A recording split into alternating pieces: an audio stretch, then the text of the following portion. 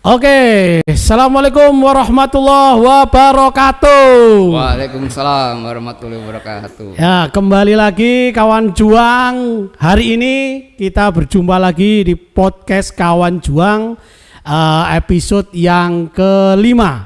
Ya, episode yang kelima.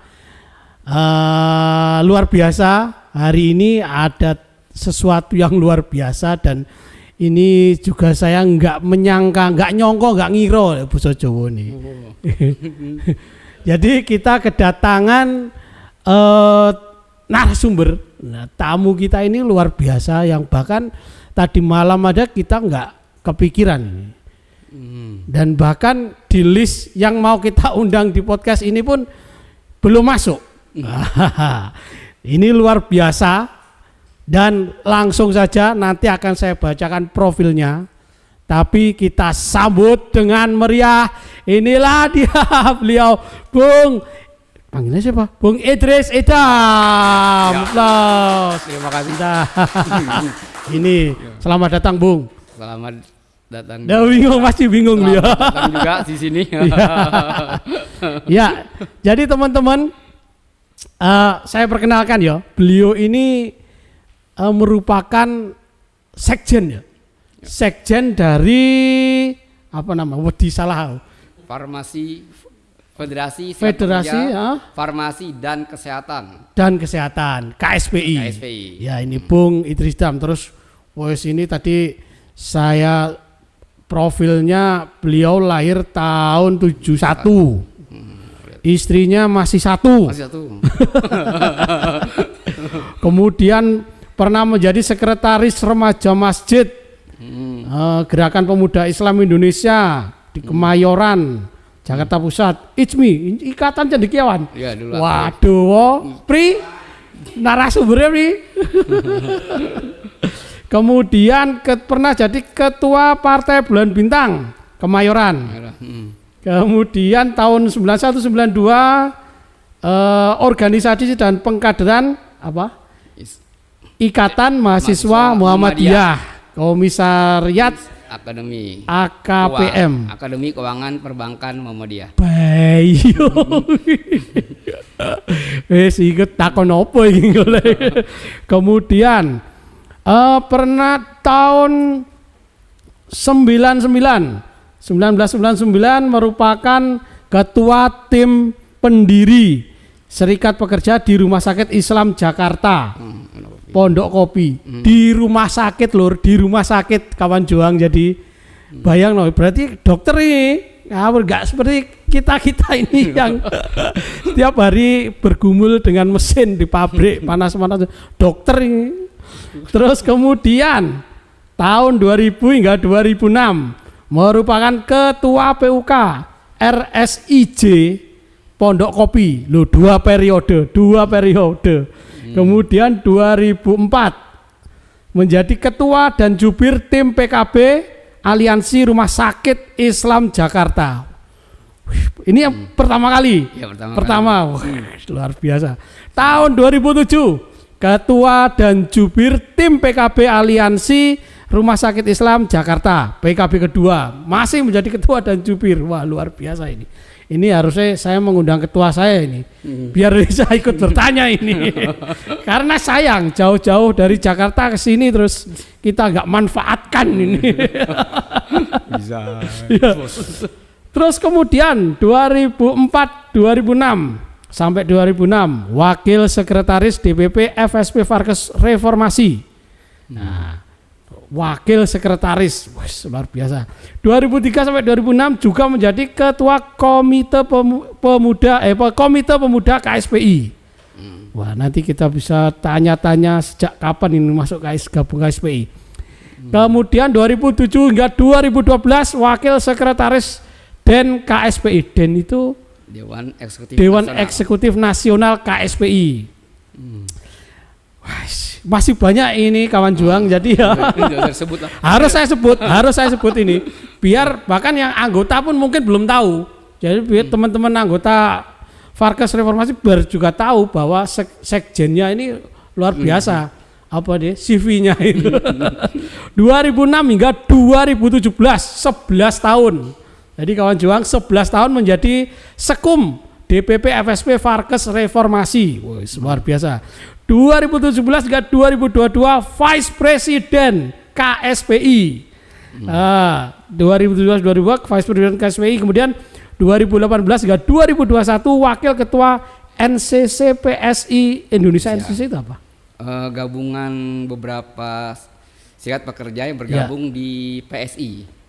PSI itu suatu lembaga serikat pekerja yang membantu di Indonesia untuk services internasional.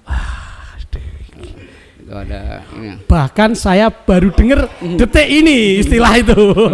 Kita akan nanti tanyakan, Ben. Pokoknya nggak oleh rugi kita ini, nggak boleh rugi. Kemudian setelah tadi Ndimo NCC 2017 hingga 2022 Ketua Umum Ketum DPP-SP Farkes Reformasi, naik menjadi ketum. Kemudian 2021 deklarator Partai Buruh. Wah, luar biasa, ini di Hotel Cempaka ya.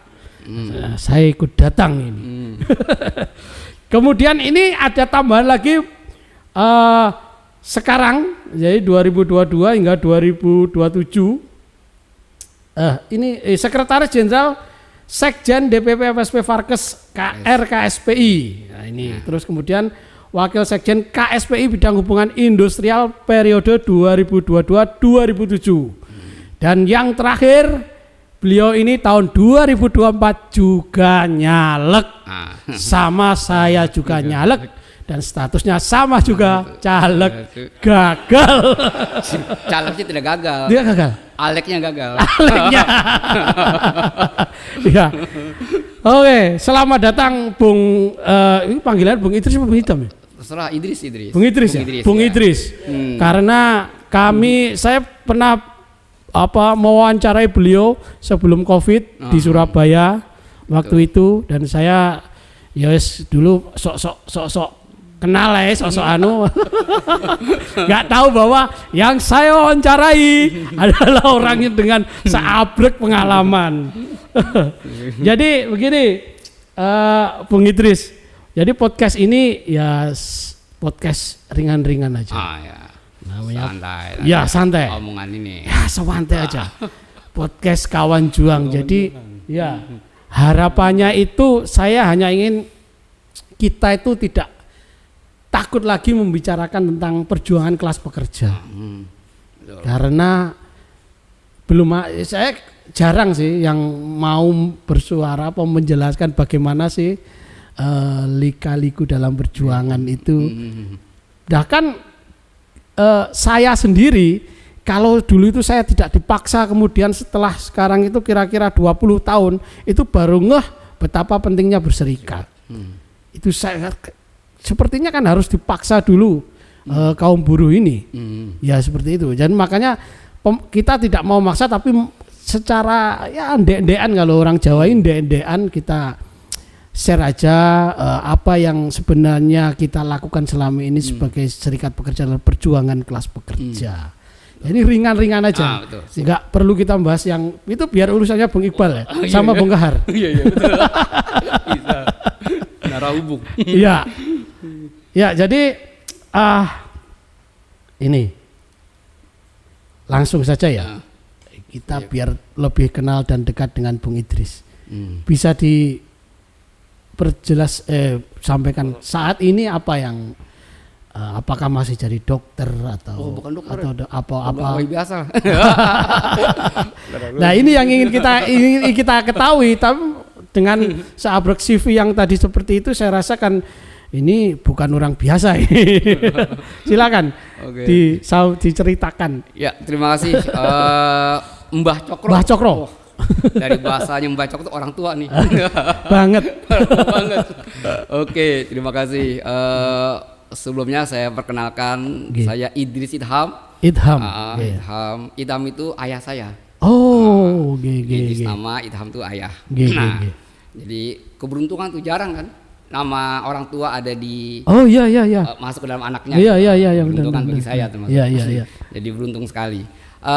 Untuk cerita tentang perjalanan bagaimana mengenal tadi Mbah Cokro mengatakan bahwa kok dari perjalanan ini bisa kenal Serikat Pekerja gitu kan. Kalau teman saya nih yang kalau sampai saat ini teman saya kalau ketemu dengan teman-teman saya yang lama, karena dulu saya tuh emang jalur saya tuh dekat ke agama kan, remaja masjid.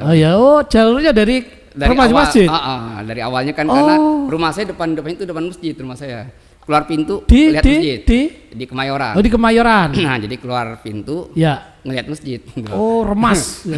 Jadi deket. Jadi kalau tidurnya itu di masjid gitu kan. Nah jadi dari situ teman saya nyeletuk begini, Idris, lo dulu anak masjid, sekarang lo jadi anak aktivis buruh gitu kan. Itu kata itu sering muncul sama teman-teman saya. Karena dulu remaja masjid, sempat di gerakan pemuda Islam Indonesia GPI, Kemayoran dan sempat mendirikan ISMI di Kemayoran. Nah, setelah itu masih muda lah, masih muda kan. Nah, itu kerja di dunia kerja, saya melihat di dunia kerja itu kan di tempat saya kerja dulu tidak ada SP, tidak ada Serikat Pekerja. Ini kerjanya di rumah sakit. Oke. Nah, saya dari ekonomi backgroundnya, ekonomi. Waktu kuliah juga aktif di salah satu kemahasiswaan, namanya itu saya kuliah di Muhammadiyah, jadi namanya masuk Ikatan Mahasiswa Muhammadiyah, dan aktif juga di sana di IMM namanya kan. Nah, kan jalur kalian agama-agama. Nah, setelah masuk ke kerja, nah saya background ekonomi masuk. Nah karena tidak ada SP, ini sedikit dulu ada gejolak lah, ya kan. Gejolak itu dipengaruhi faktor eksternal, mempengaruhi tentang dunia reformasi kan, tahun reformasi itu kan. Nah, tahun 99, tahun 2000 itu merembet reformasi Indonesia itu ke dunia kerja juga. Nah, artinya beberapa teman-teman di rumah sakit tempat saya di Pondok Kopi, Rumah Islam Pondok Kopi, itu ada gejolak sedikit, yaitu nggak jauh lah tentang masalah upah kan. Nah itu sampai dikumpulkan sama direksi di suatu aula, di suatu pertemuan dikumpulkan gejolak tersebut karena sempat bikin tanda tangan kenaikan. Nah di situ dikumpulkan mereka semua. Setelah dikumpulkan ketemu dengan direksi kan, biasalah kan karena tidak ada SP, omongan tuh kan wah biasa alang kan begini. Nah dipimpin oleh direksi begitu. Nah selesai pertemuan tersebut biasa kan bubar. Nah ada teman saya inisiatif menyatakan jangan keluar, kita jangan keluar dulu, tetap kumpul di dalam. Itu hampir 100 lah di dalam itu kan. Tapi yang setelah tetap keluar semua, tinggal kurang lebih 11 orang nggak keluar. Nah kita 11 orang ini ngumpul. Nggak keluar itu berarti tetap di dalam. Di dalam ruangan. Kan itu ya. Mereka pada keluar semua. Nah, ada 11 orang tidak keluar. Itu dari timbul dari gejolak kan. Keluar. Maka kita ngumpul ini semua Kita mengambil momentum bahwa pertemuan ini adalah jangan lepas begitu aja. Harus kita apa yang kita lakukan ke depan. Nah dari diskusi tersebut tercetus membuat Serikat Pekerja. Nah gitu kan. Walaupun kita buta semua tuh, karena kan dulu tahun 99 itu kan Serikat Pekerja kan belum ini kan, belum sewah sekarang ini orang paham gitu. Dan belum ada nyari di YouTube itu kan. Nah, belum ada kan cari itu. Maka kita udah Serikat Pekerja kita buat gitu kan. Nah, dari pertemuan itu diambil kesepakatan tetap harus ada pimpinannya untuk yang mengkoordinir 11 orang ini. Maka di situ diputuskanlah saya sebagai ketua tim pendiri Serikat Pekerja. Nah, dari disitulah saya dengan teman-teman yang lain dengan 10 orang tadi jadi 11 orang dengan saya mencari mana nih untuk Serikat Pekerja kita bergabungnya. Nah, ketemulah dengan Farkes. Nah, ketemulah dengan Pak Jufni. Nah, kita hadir ke kantornya. Kita hadir ke sana, diskusi, maka kita sepakat membuat Serikat Pekerja dan mengkoordinasi lagi seluruh teman-temannya kemarin. Itu cukup mudah aja sih. Cukup apakah Anda berminat untuk di rumah sakit Pondok Kopi ini, rumah sakit Ya. Islam, membuat serikat pekerja. Jika berminat tanda tangan aja tuh, tanda tangan 1, 2, 3, akhirnya ratusan kan tanda tangan tuh kan. Wih. Ratusan, maka kita sepakat Kalau buat. dulu itu seperti apa? Pengorganisirnya? Apa pulang kerja atau gimana itu waktunya Nah, itu? kalau di kita itu kan enaknya kita ini kan shift 3. Kerja itu shift 3, Iya. masuk jam 7 pulang jam 2, masuk jam 2 pulang jam 9, jam 9 pulang jam 7 pagi. Oke. Itu ya ada yang Iya. ini yang shift 3. Rata-rata yang banyak shift 3 kan. Iya. Nah, ada yang shift 2 dan shift 1. Nah, kita ambil di posisi itu aja. Di shift itu udah pada ini kita, dan banyakan di meja kan kita ada ruang ini ya, makan itu disiapkan oleh perusahaan rumah sakit. Oke. Di tempat makan kita menawarkan gitu aja. Saya di masjid, biasa tempat-tempat Weh. nongkrong itu aja kan. Iya, iya, Nah, tempat iya, itulah iya, kita. iya. Dan dulu enak juga sih karena cukup kasih baca ini, mau nggak dia tulis, udah otomatis. Apa itu? Kita bawa kertas gitu. Iya, kertas. Apakah Anda bersedia menjadi anggota serikat pekerja? Kita ini belanya tuh kita ingin mendirikan serikat pekerja. Apakah Anda bersedia atau tidak? Oh, gitu ya. Jika Anda bersedia, Anda tulis nama itu aja. Bentar, Cukup. Bung. Jadi nggak ribet Ya. kayak zaman sekarang kan kok Ya. ini macam-macam. Nah, kita itu aja gitu. Ini bisa ditiru ini kawan juang yo. Ini bisa ditiru. Simple sebenarnya caranya. Cuman bawa kertas tulisannya istilahnya mau gabung. Itu Serikat aja. enggak? Tinggal tunjukin aja tulisan itu. Kalau iya ya wes. Oh berarti Wow, Iya, ya itu iya, aja, iya. simpel aja kan. Simple Karena kan sebenarnya ya. kita kan karena lebih bagus itu nggak tahu. Kalau semakin tahu semakin puyeng kita kan. Gitu kan. Oh, iya, Kalau iya, nggak iya. tahu begini-gini udah kita lebih banyak prakteknya kan begitu kan. Iya, Lebih iya, banyak iya. nggak tahu katanya. Iya, iya. Udah bikin seperti ini aja. Udah kita lakukan aja udah gampang-gampang aja gitu kan. Karena mungkin niatnya aja yang penting mau bikin gitu kan. Iya, iya, Nggak iya, iya. nggak ada ngaling-aling yang lain gitu kan. Oke. Oh gitu ya. Jadi mudah aja kita kira ya udah terbentuklah di sana. Oh. Terbentuk. Nah, tadi kita katakan apa tantangannya? Ya. Ya kan, tentu ada nggak semudah yang orang kira kan, Ya. seperti begini gitu kan. Nah, karena ilmu informasi sedikit Ya. ya kan, dan juga suasana masih suasana peralihan Orde Baru Orde ke Baru, reformasi. ya. Nah, kita tahulah zaman Orde Baru itu kan segala sesuatu yang membicarakan tentang buruh Ya, ya itu kan? Dianggapnya kiri. kiri. Kiri itu ya tadilah Ya. agak kiri sosialis Ya. atau komunis gitu ya Nggak bahasanya. usah dijelasin nanti mati lagi. Nah, seperti itu kan ya kiri. Ya. Nah, tapi teman-teman kan dikarenakan itu masalah ideologi itu kan nggak kepikir kan. Yang dipikirkan adalah bagaimana merubah nasib kita kan gitu kan. Pertama kan itu kan tentang ada beberapa hal yang menurut undang-undang harusnya seperti ini, kalau dipraktekkan seperti ini. Itu aja. Jadi kalau soal ideologi mau kiri kanan tengah atau apa bagi mereka itu nggak kepikiran ya kan seperti itu kan. Yang penting merubah dulu. Ya, itulah yang terjadi di kita awalnya. Nah, itu ceritanya. Iya. Jadi memang benar Bung. Jadi kita itu kalau mungkin ya, kalau kita nggak berserikat mungkin kita tuh nggak ngerti kok kiri kanan. Betul. Sebenarnya kan ya. Betul. Iya, saya juga berpikir seperti itu Bung. Mungkin saya kalau nggak berserikat juga nggak paham politik juga. Nah, betul.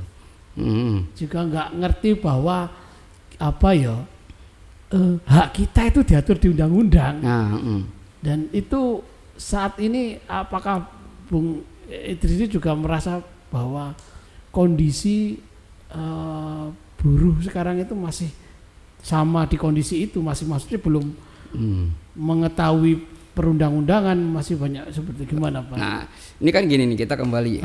Zaman dulu itu Ya. kita bekerja, kita ada satu titik yang menyatakan orang tua. Orang tua menyatakan sudahlah Ndo, Ya. sudahlah anakku tersayang, kamu cukup kerja saja, nyaman, udah. Jadi lebih banyak peran orang tua yang menyatakan kamu sudah bekerja sudah beruntung. Karena dulu kan kita tahu lah nyari kerja itu sulit kan. Kayak lagi zaman-zaman dulu itu kan orang ini kan. Sekarang jadi, lebih sulit. Jadi Anda kerja aja udah ini. Karena dulu kan kalau orang bekerja sama penjadi pegawai negeri atau apa itu bisa ngelamar gadis orang kan gitu. Nah, jadi udah jangan neko-neko. Ya, Nah, ya, gitu ya, ya. kan zaman dulu kita, makanya orang nggak mau ini kan. Nah, kalau kondisi sekarang ya kan, jadi zaman dulu apa, jadi orang tuh membuat kayak serikat pekerja apa tuh orang nggak mau tahu juga. Makanya suasana perburuhan itu ya kita akuilah setelah reformasi lah, baru kebuka semua kan, kebuka semua, baru kita pada tahu lah. Nah kalau zaman sekarang, kalau yang kita zaman sekarang ini, itu kan cara berjuangnya ini beda dengan zaman kita dulu sebenarnya. Iya. Sebab zaman sekarang itu kan orang lebih, kalau dia sudah kerja, makanya kenapa kita, termasuk kita ini adalah Farkes ya, kita itu mau mengajak orang berserikat itu sangat sulit, sebab bagi mereka kalau itu kata-kata yang keren gini kan, suka dipanggil atau apa, jika lo macam-macam, ini ngomong lo gue nih nggak apa-apa nih, nggak apa-apa, jadi Betawi gitu ya, jika lo membuat serikat pekerja di sini, jika lo macam-macam di sini, lo gue kasih berapa keluar, gitu kan, nah, yang ganti lo banyak, kan gitu kan, nah itu kan, karena saat ini kan menjadi pegawai tetap itu susah banget. Sulit. Nah kan, jadi orang itu berpikir beribu-ribu kali untuk mau menjadi anggota serikat pekerja aja ini. Jangankan itu, dia pribadi menjadi anggota aja secara pribadi nggak mau, apalagi mendirikan kan gitu kan. Nah itulah apa yang kita cari nih kan. Ini perlu, kalau dipakai otak zaman dulu kita kan nggak kebayang kan. Kita sering ngomong gini, udah pokoknya bikin serikat pekerja itu gampang lah kan gitu kan, karena itu otak kita zaman dulu gitu kan. Nah kalau sekarang kan mereka beda kondisi kan, nah itu yang harus kita cari gimana tuh, nah, diskusi lah yang kita lakukan. Seperti itu. Iya berarti kondisi sekarang itu malah jauh lebih sulit ya dibanding dulu ya. Dulu nggak banyak pertimbangan kan dulu. Nggak banyak, karena kan orang kan kerja itu taunya cuma satu, pegawai tetap sama pegawai percobaan. Kan percobaan tinggal 3 bulan kan? Dulu 3 bulan. Itu loh ya. Dulu itu 3 masuk bulan. 3 bulan angkat kan, nah, gitu ya. Zaman sekarang setelah berapa tahun kemudian kontrak yang ada kan, ada kontrak tapi rata-rata 3 tahunan terangkat. Nah saat ini kan lebih parah lagi, nggak ngerti, ada outsourcing lah, ada harian lah, ada macam-macam lah. Kita semakin pinter orang, tadi saya katakan semakin pinter orang, semakin banyak tahu orang, semakin ngakal-ngakal undang-undang tersebut kan begitu kan. Semakin cerdas dia. Gitu. Iya, saya juga berarti hari ini saya jadi memahami bahwa iya ya beda ya kondisi ini. Cara kita mengorganisir justru semakin berat, apalagi persaingan kerja ya yang semakin banyak lulusan, tapi sebenarnya apa memang lapangan kerjanya itu yang sedikit, atau Bung itu melihatnya seperti apa?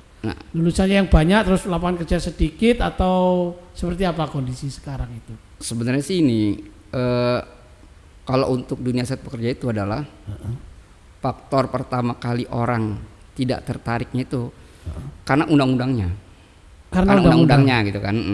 Kalau zaman dulu kan kerja percobaan langsung pegawai tetap.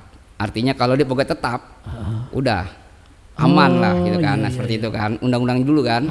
Nah, sekarang berbanyak macam-macam jenis orang bekerja kan. Tadi kan kontrak, outsourcing, ada juga harian lepas, ada kita nggak tahu lah sampai nanti per jam gitu kan, gitu kan. Nah, di situ kan. Nah, dari sinilah yang kalau soal lapangan pekerjaan itu kan masalahnya adalah tentang banyaknya orang yang bekerja. Ya banyaknya tenaga kerja, para masyarakat atau para manusia yang bekerja ditampung oleh suatu perusahaan formal gitu ya. Nah, itu kan tentang tenaga kerja. Tapi saat ini walaupun perusahaan banyak berdiri, orang yang bekerja banyak, jika undang-undangnya seperti itu, tetap kan orang mau mendirikan serikat pekerja kan. Sekarang ini gini, Anda mendirikan serikat pekerja, Anda semangat mendirikan, tapi besok Anda dipecat, nah kan, itu kan, seperti itu kan, versi mereka kan gitu kan. Nah, siapa yang mau menjamin dia itu? Setelah dipecat siapa gitu kan? Karena saat ini kan bagi perusahaan gue pecat dulu, Ya. Soal nanti bertarung belakangan. Ya. Walaupun ini ya kita bukan ini, walaupun banyak para serikat pekerja menyatakan kita dilindungi oleh undang-undang. Walaupun kita dilindungi undang-undang, kita ada begini. Kan perusahaan nggak tahu, gue pecat dulu. Iya. Nah, sekarang orang dipecat nggak kerja, nggak dikasih gaji. Lama-lama kita tahulah undang-undang kita memperjuangkan diperjuangkan itu bertahun-tahun kan. Sedangkan perut diisi setiap hari. Kan gitu kan. Nah, besok dia bilang, "Dede, gue terima aja deh. Sekian daripada lapar anak ini." Nah, itu jadi masalah terbesar kita. Jadi bukan faktor pengangguran lah, apalah. Walaupun yang banyak yang kerja, kalau dipersulit tentang ininya, undang-undangnya gitu kan. Nah, tetap aja gitu kan. Karena sekarang kita tahu orang semua kalau udah bekerja ada kata-kata keren kan. Nyari selamat kan gitu. Walaupun sih selamatnya kemana sekarang? Nyari selamat gitu. Oh, kondisinya seperti itu ya. Jadi dulu secara undang-undang nggak begitu, maksudnya aturannya nggak begitu banyak ya. Cuman percobaan tetap 3 itu, bulan. Cuman sekarang banyak justru dioprek undang-undangnya, justru mempermudah PHK itu. Dan kita juga di apa ya, dalam hukum dalam itu juga kita berjuang sendiri istilahnya kan. Bahasa kerennya gini, seakan-akan hukum itu membela pekerja. Kalau Anda diapain, kalau Anda diapa-apakan, ini busting. Ini hak Anda harus diambil, ini normatif. Tapi di prakteknya sulit. Iya kan, nggak semudah undang-undang itu gitu kan. Karena apa? Karena orang-orang yang duduk di pemerintahan atau di ini, ya kita nggak tahu lah. Kalau kata orang ini Indonesia bung gitu. Berarti memang harus ada peran dari penguasa, dari pemerintah ya, untuk melindungi para pekerjanya ya, rakyatnya ya. Nah itu dia. Selama ini rakyat berjuang sendiri, bertahan sendiri, akhirnya apa ya, merasa bahwa tidak ada peluang untuk menyelamatkan diri jika di PHK, akhirnya terima yang pandum itu tadi. Nah itulah dari pemikiran itulah yang intinya adalah tetap ada dari pihak pemerintah kan. Iya. Kan sebenarnya kan ini kalau teorinya kan pemerintah itu kan tidak boleh, kalau baik ini ya, tidak boleh netral. Kalau bahasa saya harus berpihak gitu kan. Nah, pemerintah itu harus berpihak kemana? Kan yang negara harus berpihak kepada orang lemah. Orang lemah itu kan. Itu teori dasar kita tuh. Harus, jadi nggak boleh bandul itu seimbang. Orang lemah harus ditambah bandulannya gitu kan. Tapi saat ini sering terjadi pemerintah seakan-akan di tengah gitu. Nah, kan? Kalau di tengah nggak bagus, orang lemah kan tentu aja kan posisinya di bawah gitu kan. Ya kan, lemah itu lemah duit, lemah macam-macam SDM semua kan gitu. Ini di posisi tengah aja mempersulit kita, masyarakat kecil, apalagi kalau dia di posisinya sana ke pengusaha itu kan. Kita seperti apa kondisinya ya? Gitu ya. Jadi ternyata memang tidak semata-mata karena kita lemah di dalam serikat pekerja, karena memang kekuasaan pemerintah itu terlalu netral, atau mungkin nggak netral, condong bela orang kaya. Karena dalam kekuasaan itu diisi orang-orang yang kaya, mungkin seperti itu. Nah itulah yang menjadikan kami dari Farkes tertarik sewaktu ada beberapa para elit, bukan elit ya, para aktivis, para orang-orang serikat pekerja ingin melakukan sesuatu hal besar gitu kan. Melihat kondisi ini, berjuang dari yang banyak dulu. Kita bayangkan dulu kita kuatnya aja, serikat pekerja kuat aja dulu. Undang-undangnya seperti itu. Semakin lama serikat pekerja semakin undang-undang itu jelek, serikat pekerja semakin turun kan. Harus punya kiat tersendiri untuk merubah pola ini, kan apa perjuangan gitu kan. Maka sewaktu ada ide-ide pembentukan, kita harus melakukan sesuatu gitu kan. Merubah ini pola berjuangnya, salah satu pola berjuangnya kita rubah. Ya itu kalau bahasa ini adalah kalau beberapa para aktivis buruh, misalnya ini yang kemarin elit itu terkenal itu adalah mendirikan tadi yang tadi partai, gitu partai buruh, mendirikan itu. Kami melihat tertarik gitu kan. Oh ini mungkin salah satunya adalah dengan berpartai ini merubah, gak harus kita ya ikut di dalam permainan di luar juga gitu kan. Jangan ya sekarang kan kalau cuman ngasih usul dan saran gitu kan. Karena tipe orang kita kan saya akan menampung usul dan saran kalian. Tapi setelah diterima, ditampung, malas baca. Ditaruh aja di beberapa. Karena tipe orang kita malas baca, udah ditampung aja gitu kan. Maka sewaktu ide itu muncul, mungkin kita melihat walaupun ini dikatakan terlambat, tidak gitu kan. Karena di negara luar kan udah serikat pekerja udah berpolitik semua kan. Nah, Indonesia mencoba seperti itu. Oh, mungkin salah satu perjuangannya melalui partai gitu. Walaupun banyak yang menyatakan agak sedikit miring gitu kan. Wah, kok serikat pekerja sudah berubah, udah ini nih gitu kan. Haluannya gitu kan. Nah, karena kita di undang-undang juga yang salah. Kita seakan-akan dibuat bahwa fungsi serikat pekerja, kan? Serikat pekerja adalah alat perjuangan, sebagai jembatan, sebagai melindungi payung, gitu kan? Tidak ada alat politik. Tentu saja begitu kan? Didoktrin bertahun-tahun bahwa Anda itu serikat pekerja tidak boleh berpolitik, karena di undang-undang tidak ada kata-kata itu. Sewaktu itu dimunculkan, wah menyalahi ruh perjuangan serikat pekerja nih, begitu kan? Seperti itu. Oke, ini informasi luar biasa ini.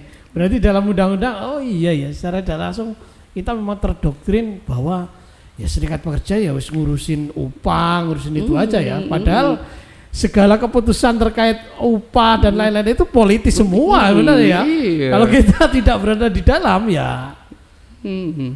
Makanya menerangkan kepada teman-teman buruh tentang masalah partai itu ya sangat sulit, karena dia udah terdoktrin tadi tentang 21-2000 itu kan nggak ada tentang ini kan. Nah kalau besok bikin undang-undangnya serikat pekerja adalah alat politik gitu. Tambahin harusnya di situ ya. Sehingga itu mungkin yang celah yang digunakan mereka yang membenci partai buruh, perjuangan buruh akhirnya digunakan itu ya. Karena mungkin karena doktrin yang udah lama kan susah untuk ini lagi kan. Jadi kesannya kita netral aja kesannya gitu kan. Padahal kekuasaan itu perlunya di situ. Kita sudah, saya rasa nggak kurang-kurang namanya audiensi, ngomong ke penguasa, ngomong baik-baik sudah, demo sudah, ternyata ya juga nggak ada efek yang begitu berarti. Betul. Maka salah satu solusinya ya memang buruh harus berpolitik, harus masuk ke dalam kekuasaan dan turut memberikan suara lah, memberikan masukan. Kalau sekarang kita nggak ada di politik, nggak ada di kekuasaan, siapa yang menyuarakan kita? Iya, karena nih kita kan punya kesan gini ya. Kalau orang kecil ngumpul, dan orang kecil tersebut dia punya ide atau sesuatu, gue mau jadi Pak RT, gue mau jadi RW gitu kan. Kita temenin ngobrol nih, ini mungkin nggak teman-teman kita orang kecil milik kita? Pasti nggak mungkin. Lo siapa? Gitu kan? Di sini pertanyaan kan. Jadi dia nganggap kita orang kecil ini adalah kita bukan siapa-siapa. Makanya kalau orang kecil ngumpul itu kalau ngomongin tentang hal besar, udah lo kegedean ngomongnya, udah lo ketinggian ngomongnya. Gue mau jadi Pak RT nih, gue mau jadi Pak RW nih. Halo, lo makan aja susah. Maksud mau gitu? Itu sudah sering ini, makanya soal pemilihan RT dipilih orang yang kaya. Kalau rumah tingkat dia punya mobil, gue pilih. Temennya yang biasa nongkrong bareng kopi, temennya yang biasa ketawa-tawa bercanda nggak dipilih. Gitu kan. Nah itu terjadi juga di dunia perburuan. Sewaktu kita nyalek, ya lo siapa gitu. Emang lo mau nyalek, lo siapa? Kesannya seperti itu. Nah karena orang kecil tuh kalau ngumpul itu dia merasa temennya pun seperti dia juga. Jadi kelemahannya itu seakan semua kita ini lemah semua. Padahal kalau orang lemah ngumpul jadi kuat. Kan? Itu yang belum dipikirkan sama teman-teman kita. Okay. Karena kalau bagi kita, kalau bukan orang kaya, orang-orang yang ini ya, orang-orang yang orang kaya atau orang itu ya, orang-orang yang di luar kelas yang menengah atas lah bahasanya. Itu kalau burjuis kesannya nggak enak nih. Orang-orang mereka itu, dia kan begini, lo orang miskin, lo boleh ngumpul, tapi lo kalau ngumpul, lo jangan bikin perkumpulan, gitu. Lo boleh ngumpul, tapi jangan bikin perkumpulan. Nah, gitu kan? Ngumpul lo nggak boleh, apa-apa, tapi jangan bikin perkumpulan. Nah, kalau lo ngumpul, lo bikin perkumpulan, satu, lo jangan nyiur. Lo boleh ngumpul, lo boleh bikin perkumpulan, tapi lo jangan nyiur. Uangnya dari gua aja. Gitu ya strateginya ya. Nah, akhirnya banyak orang kecil ngumpul, dia ngumpul aja nih bikin perkumpulan, tapi yang dananya siapa? Orang-orang. Makanya kalau serikat pekerja partai berbikin, dia ngumpulin duit sendiri, bahaya nggak? Sekian juta orang keluar bikin, itu membahayakan mereka. Lo boleh ngumpul tapi uangnya dari gue. Artinya disetir kan? Nah, tetap disitu juga gitu. Nah itulah yang ini mereka. Makanya kita dibuat seperti itu. Makanya kalau ngomong mosok, kalau bahasa saya gini, mosok Anda serikat pekerja, Anda bayar cos, kok Anda para komentar, ya kan? Sedangkan Anda diperjuangkan sama teman-teman gitu kan. Contohnya lah perjuangan WMP, WMSP. Dari dulu cuman 2 kata Presiden KSP itu, 2.000 perak ke toilet, sebulan cuman 50.000, sekarang naiknya berapa? Hampir 500.000 kan? Nah itu kan, mosok lo ngumpulin duit cuman 50.000. Kalau bagi kita gini, lo keluarin duit 50.000 dari dompet, lo dapat 500. Ini enggak, dikeluarin duit itu bisa miskin nggak kita? Enggak. Ngeluarin dompet 50.000 bisa miskin nggak? Enggak kan? Nah kita tahan di dompet kita 50.000, bisa kaya nggak? Enggak kaya. Kan? Dikeluarin nggak miskin, ditahan nggak kaya. Tapi kalau kita keluarkan demi organisasi tadi, bisa kuat nggak kita? Kuat. Jadi orang lemah-lemah tadi ngumpul kan jadi kekuatan kan. Nah itulah, nah mereka tuh nggak mau kita ngumpulin duit itu. Nah ini loh teman-teman. Jadi ini juga sesuatu hal luar biasa ini. Kita bisa menjelaskan. Jadi kawan-kawan juang yang sedang mengorganisir, yang banyak pertanyaan, kok bayar kok gini, kok nggak minta pabrik aja, nggak minta perusahaan. Ya sampean malah disetir, gimana kita mau mendemo perusahaan, mau mendemo manajemen kalau uangnya dari manajemen, ya nggak mungkin kita bisa berani melawan. Dan kalaupun itu seperti yang sampaikan begitu tadi, kita mungkin 50.000, tapi sekarang tahu kan sendiri hasilnya. Kenaikan berapa? Itu loh salah satunya teman. 50.000, ya bener. Kalau kita berikan, kita bayar iuran itu enggak bikin kita miskin. Kalaupun kita simpen, kita juga enggak kaya. Mending kita gunakan untuk yang manfaat ya itu tadi. Jadi punya wibawa. Punya kekuatan. Orang jadi segen sama kita kan. Wah gitu kan. Ini luar biasa. Kenapa kita harus bayar cos? Berarti semakin punya kesadaran dan semakin mau membayar iuran semakin besar, maka dia wibawanya semakin besar, kekuatan semakin besar. Nah, catat itu teman-teman. Jangankan ini kan wibawa itu kan terbentuk, kalau kata itu ada 3 tuh kan. Kalau Anda mau jadi wibawa, cara gampang jadi wibawa itu cuma 3 aja. 1, Anda jadi orang kaya. Jadi orang kaya. Itu kan kalau coba tetangga RT orang kaya itu seakan-akan dia punya wibawa gitu kan. Ya kan. Kedua, Anda pinter, intelektual, intelektual kan wibawa kan. Yang ketiga, Anda pintar keagamaan, agama gitu kan. Itu tuh Anda menjadi wibawa gitu kan. Nah, kalau diburu gimana ya? Harusnya punya uang gitu kan. Benar. Kita SDM kita berkurang gitu kan, agama kita pas-pasan gitu kan. Nah uangnya kita ngumpulin, uang pribadi nggak punya ya bareng lah, kolektif gitu kan. Ini penjelasan logis teman kawan-kawan juang. Jadi penjelasan logis bahwa COS iuran itu akan membuat organisasi kita itu berwibawa. Karena kalau kita menggunakan kepandaian dalam agama, kita juga kurang. Kalau yang satunya tadi dalam intelektual, jika kita kurang juga. Makanya ya satu hal yang bisa kita lakukan untuk memperkuat kita, membuat kewibawaan kita ya bersama-sama kita bersatu dan bayar iuran bareng. Itu Oke, luar biasa ini. Oke, Bung Idris, ini luar biasa. Terkait itu saya sudah mempunyai insight baru. Terus sekarang kita mau berbelok nih. Sebagai seorang yang bergelut di dunia medis dan dulu pernah di namanya Jamkes tadi? Yang dulu namanya apa? Yang sekarang BPJS dulu apa? Jam Sostek sama BPJS sama Askes.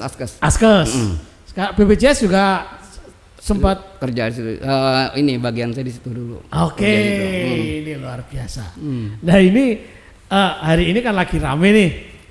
Lagi rame nih teman-teman Jamkeswot, relawan Jamkeswot yang baru aja kemarin rame di rumah sakit juga gara-gara mengadvokasi pasien di rumah sakit Vaskes tingkat 2 lanjutan yang ternyata dirujuk balik, dikembalikan ke, ternyata ada aturan baru yang menyatakan bahwa ada 144 penyakit. Itu seperti apa, Bung Idris?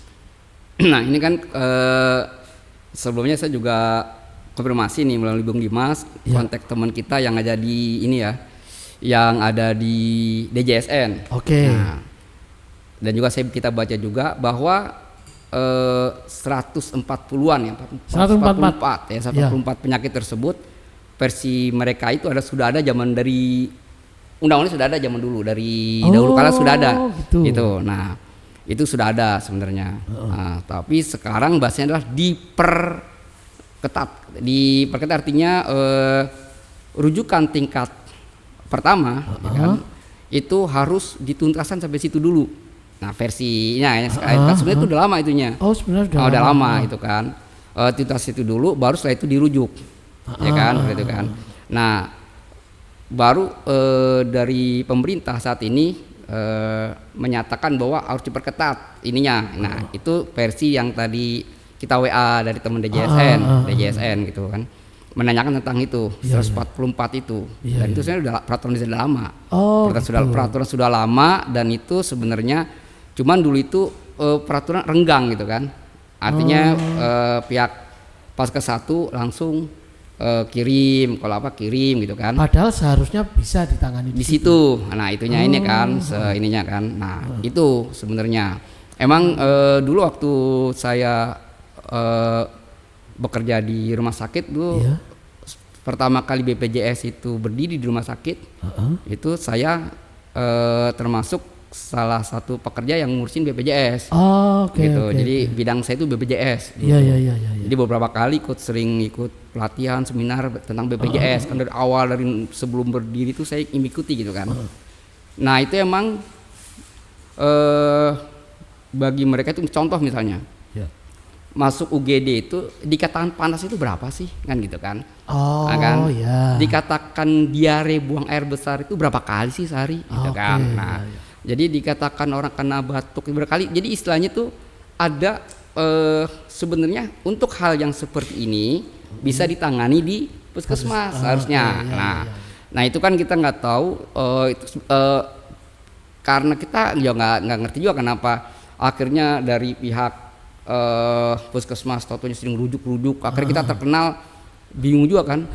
Dulu sebelum ada BPJS rumah sakit tidak seramai setelah ada BPJS. Bayangin itu, setelah ada, saya juga ngalamin, setelah ada BPJS rumah sakit penuhnya minta ampun. Ya kan. Dulu sebelum ada BPJS rumah sakit kan termasuk rumah yang suatu kawasan yang takut dimasukin orang. Kan gitu kan. Dulu ya. Kalau ke rumah sakit kan nggak mau gitu kan. Tapi setelah BPJS langsung antrian kayak apa kan? Panjang gitu, dari subuh gitu. Ada itu ya. Iya, dari zaman dulu pertama kali euforia atau gimana kita nggak tahu kan. Tapi orang seperti itu.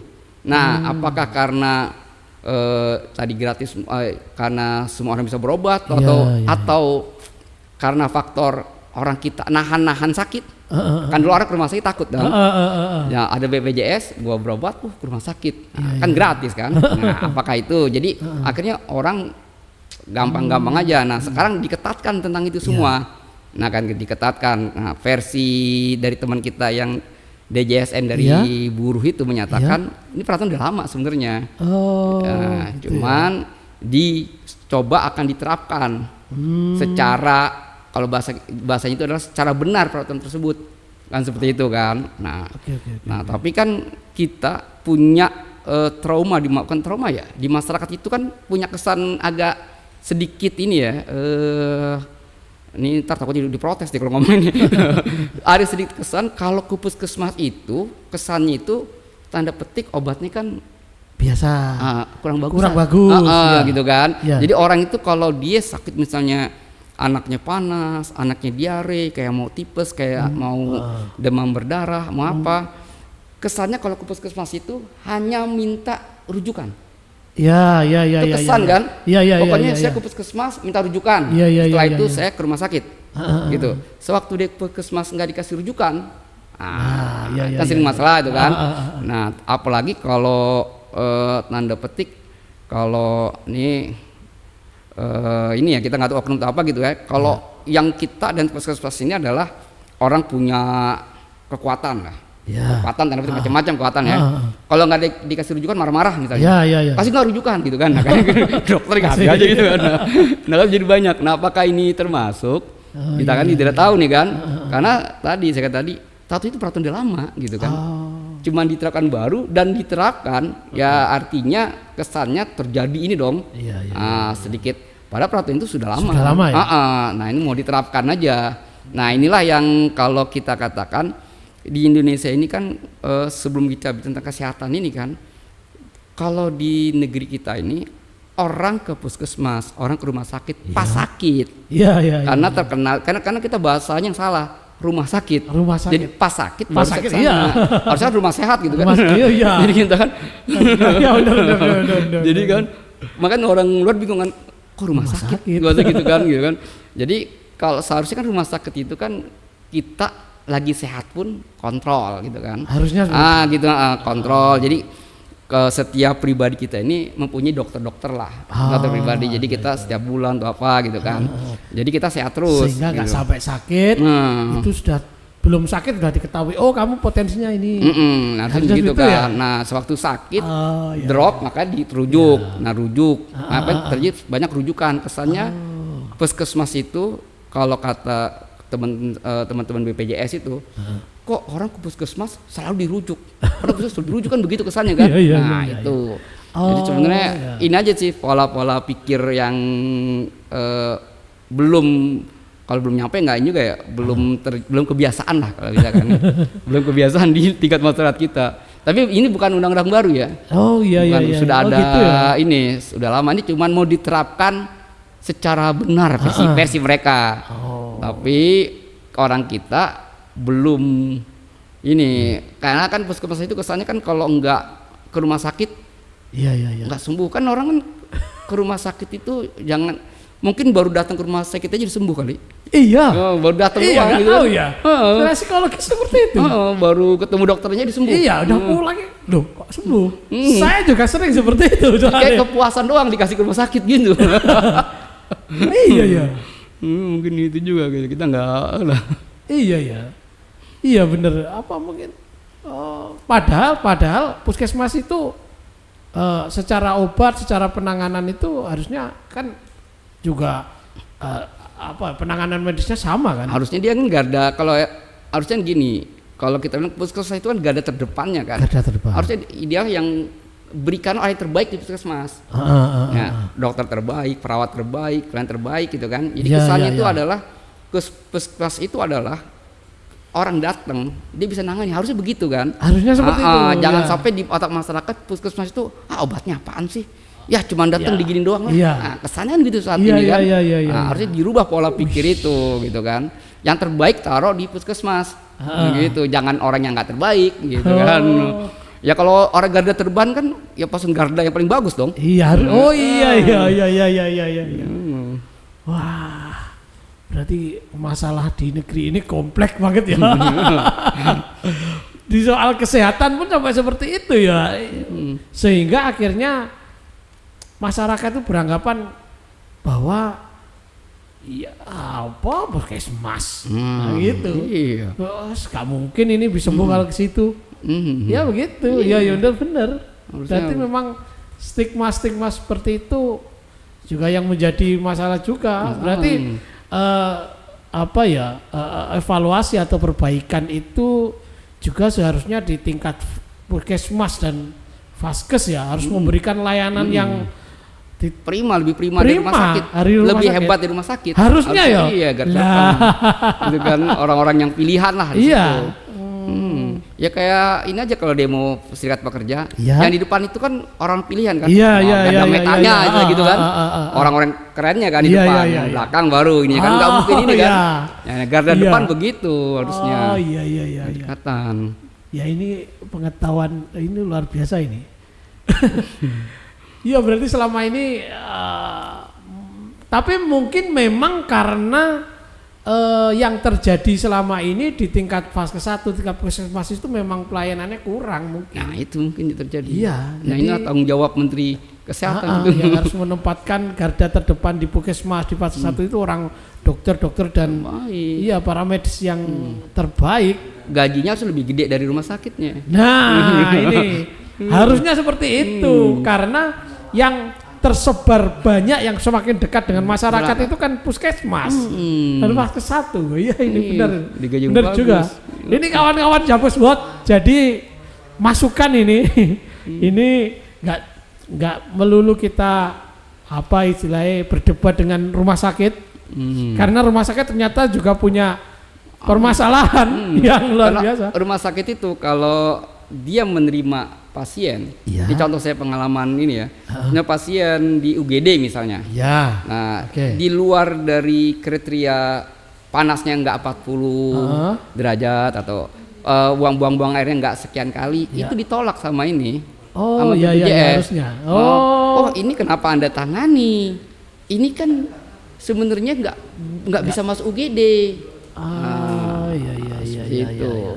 Nah, jadi rumah sakit dilemanya adalah tagihannya ditolak. Ada. Akhirnya. Iya. Rumah sakit mau nanganin tagihannya ditolak. Nggak ditangani salah. Gitu. Berarti sosialisasi itu juga. Atau peraturan diturunin. Diturunin berapa? Ya jangan yang kriterianya diturunkan. Panasnya sekian, buang air besar sekian. Iya. Gimana sekian diturunkan. Gitu. Wah ini ya masukan juga ini buat kawan-kawan relawan yang biasanya karena kan kita sebagai teman-teman relawan kan hanya tahu dari satu sisi. Kita intinya membela, nggak tahu kesulitannya rumah sakit. Ini juga harus diperhatikan. Bila perlu kita demo dinas kesehatan untuk memberikan pelayanan terbaik di garda terdepan. Biar orang ke puskesmas itu bangga gitu. Jangan kesannya cuman minta rujukan. Iya.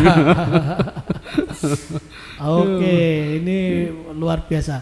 Tapi kalau menurut Bung Idris itu 144 penyakit itu menurut pandangan Bung Idris itu yang seperti apa sih? Yang sebenarnya tidak ditolak ya.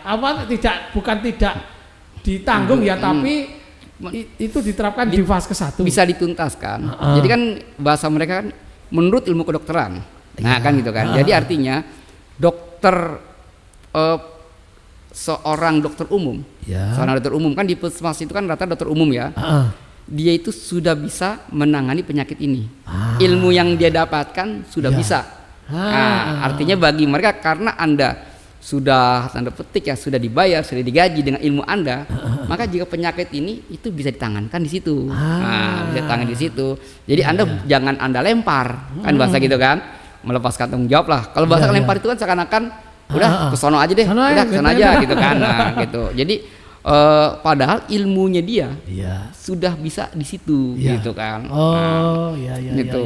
Itu bahasanya kan, karena kan bahasanya kan sudah standar kedokteran. Gitu kan. Nah, kita kan karena bukan orang kedokteran, percayalah, karena dokter itu kan dalam memutuskan orang kesehatan kan, dokter dia selalu bicaranya kan pertama kali itu kan nyawa.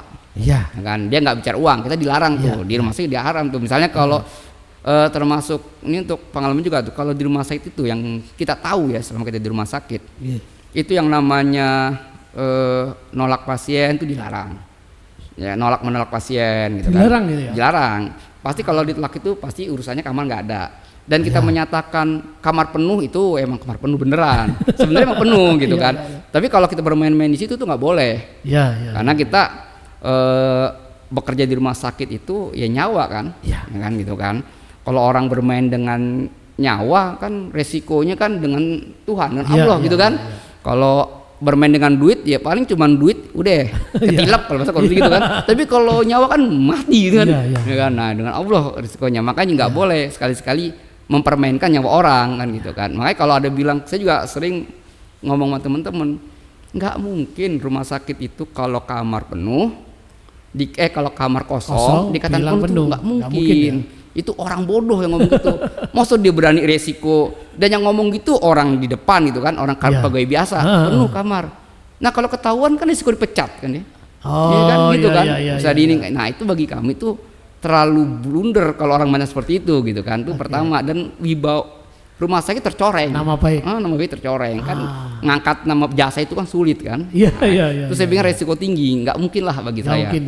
Karena saya nanya juga teman-teman rumah sakit, bagi kami itu nggak ada gitu. Kalau penuh benar penuh gitu kan. Seperti itu. Ini jadi memang berarti memang salah satu solusinya memang untuk penyakit-penyakit di kategori 144 penyakit itu memang seharusnya bisa selesai di puskesmas. Betul. Jadi penjelasannya itu kawan-kawan juang ya. Jadi kita punya wawasan baru tentang 144 penyakit itu. Jadi itu bukannya tidak ditanggung. Tadi kan ada teman-teman yang 140 penyakit tidak ditanggung dah. Mosok nggak ditanggung, mosok flu nggak ditanggung. Tapi kalau dipikir lagi ya lucu kalau cuman flu terus ke rumah sakit gitu. Itu juga harusnya selesai di puskesmas. Sehingga garda terdepan kesehatan puskesmas itu memang harus orang yang terbaik. Oke. Jadi kalau ada pemilihan dokter terbaik, perawat terbaik, ya harus di orang puskesmas itu. Iya, jangan di rumah sakit. Dan rumah sakit.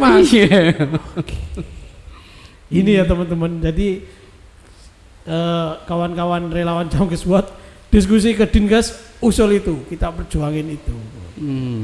Itu. Oke. Ini waktunya berapa jam ini? Sudah berapa jam? Sudah 1 jam.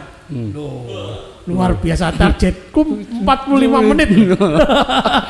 Tapi luar biasa ini.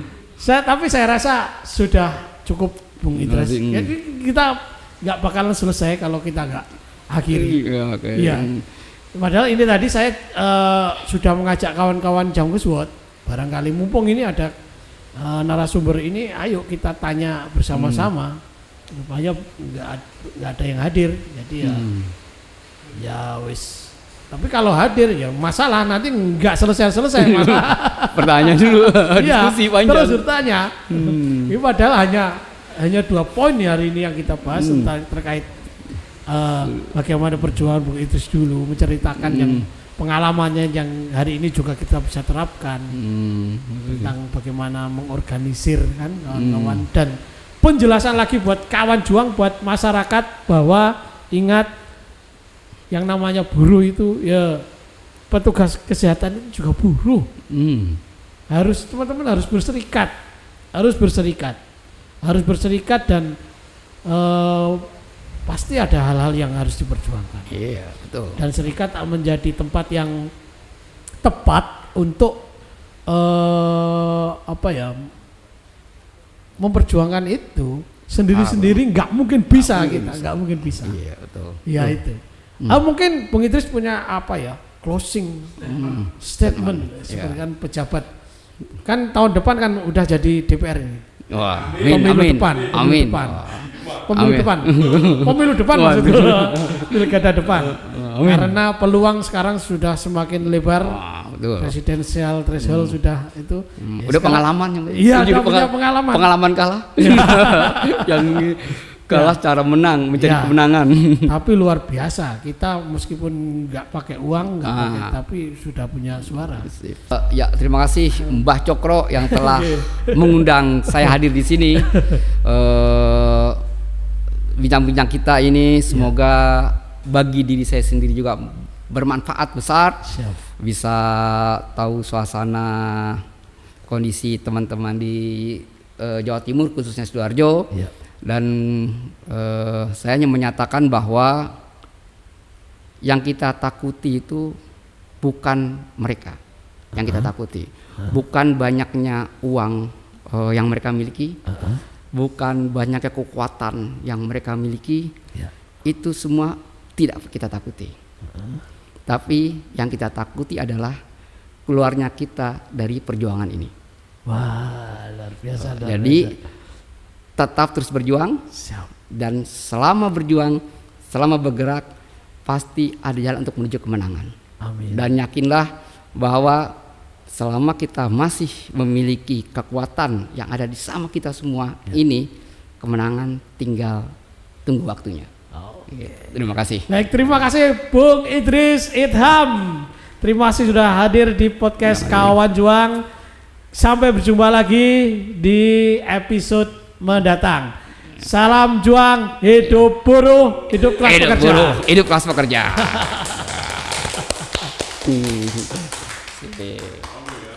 Sip.